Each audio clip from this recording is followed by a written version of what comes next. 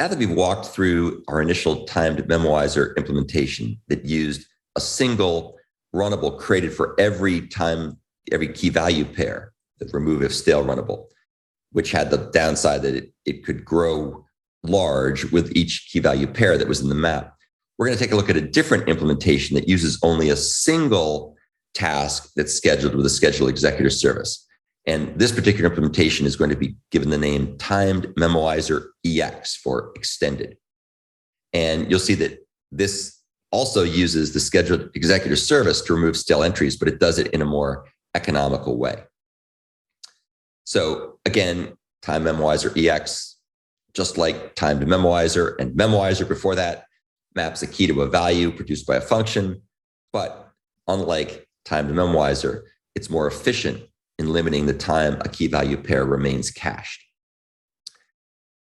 Just a quick recap: if the value has been computed for a key already, it's returned. Otherwise, we have to call the function to compute it. It uses a concurrent hash map. Like before, concurrent hash map is nice because it gives you a better scalability than, say, synchronized map, because concurrent hash map doesn't have a single lock that protects the entire cache, whereas synchronized map does. So nothing has changed there. It's got a compute if absent method that it uses for concurrent hash map, which is this atomic checked and act method. And we use that to make sure that the function only runs once, no matter how many threads show up with the same key. So that's the same as before. Here's where things differ.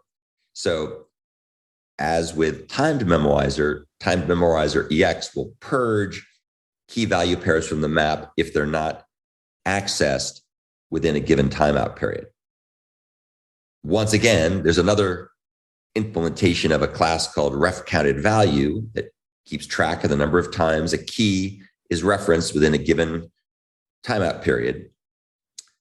However, this is different from the previous implementation, and that's because it only uses a single runnable for all the different key value pairs, whereas the previous timed memoizer implementation had a bunch of runnables, one for every key value pair in the map, or rather in the scheduled executor service.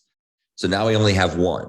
And I think you'll agree with me that one is a lot lower than n, especially as n gets large. And so we're going to see how to do things with just a single mechanism. And it's, of course, going to use one of the periodic methods to schedule a task to run periodically. The virtue of this particular approach is this implementation is a lot more memory conserving, uses much less memory than the previous timed memoizer version we looked at. That's just a quick overview of what the design is like for this class. Now we're going to take a look at the implementation in our upcoming discussions.